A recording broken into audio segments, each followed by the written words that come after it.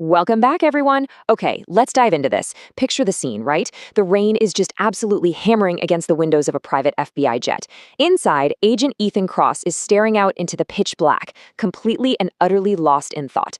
Today, we're jumping right into our explainer of episode 3 of the incredible crime mystery, The Raven Files. It's titled Shadows in Chicago, and honestly, it is an absolute masterclass in building a suspenseful narrative.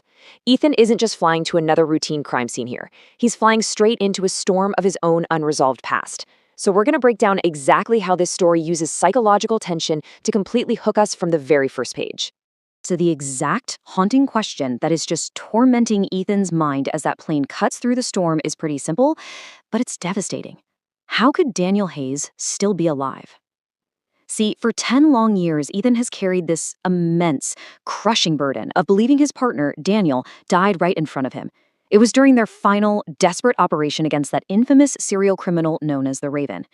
I mean, imagine the guilt, the grief, and now this total mind-bending possibility that everything he believed for the past decade is a lie. This question isn't just a minor plot point. It's the emotional anchor of our entire story today. Because we really have to ask the fundamental question here.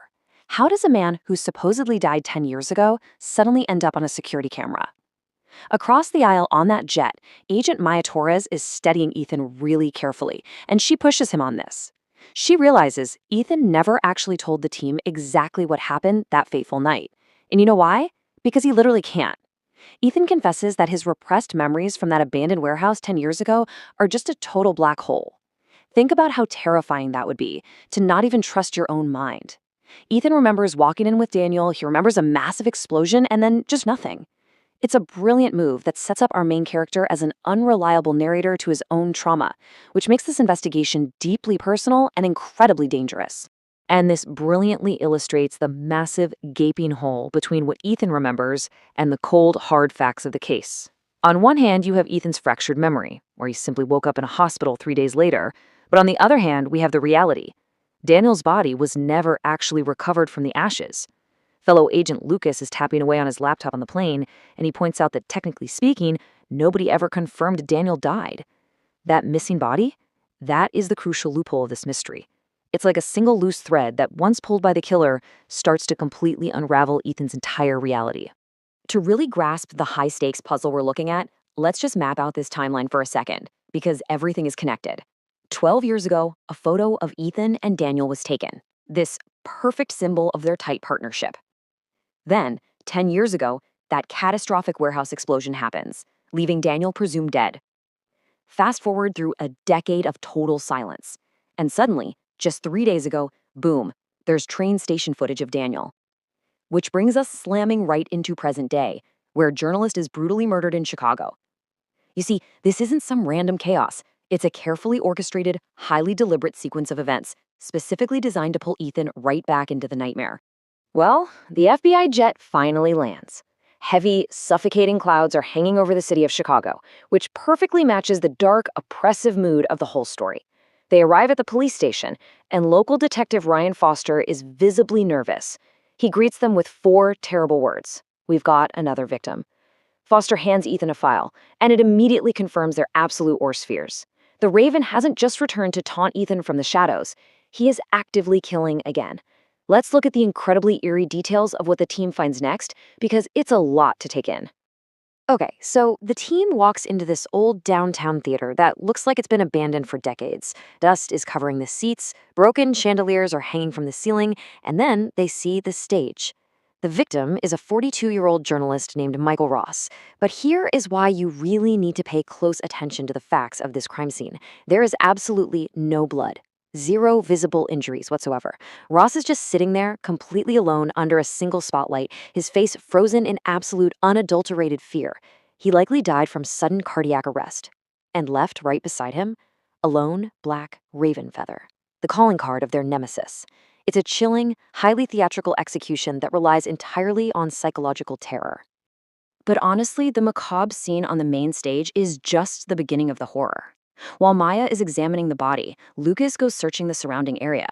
Suddenly, his voice echoes through the dusty theater. "Guys, you're gonna want to see this," and he sounds totally shaken. Behind the main stage, hidden away from that single spotlight, the investigators find a secret room. This completely shifts the entire dynamic of the crime scene. We're about to see the killer's true obsession laid bare. What they find in that hidden room is basically a textbook example of psychological manipulation. The walls are just absolutely plastered with hundreds of photographs, and every single photograph shows FBI agents, some current, some retired. Imagine walking into a room that was designed specifically to make you feel paranoid and hunted. The Raven isn't just killing people, he is playing an incredibly complex game.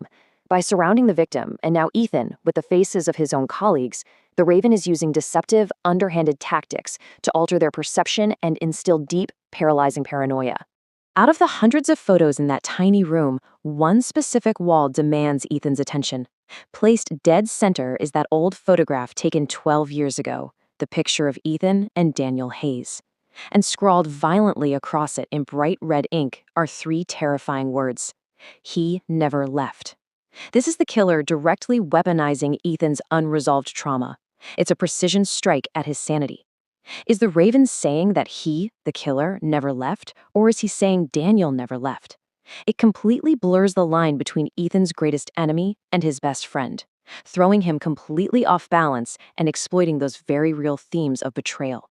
And right at that exact moment of maximum psychological vulnerability, the trap is sprung.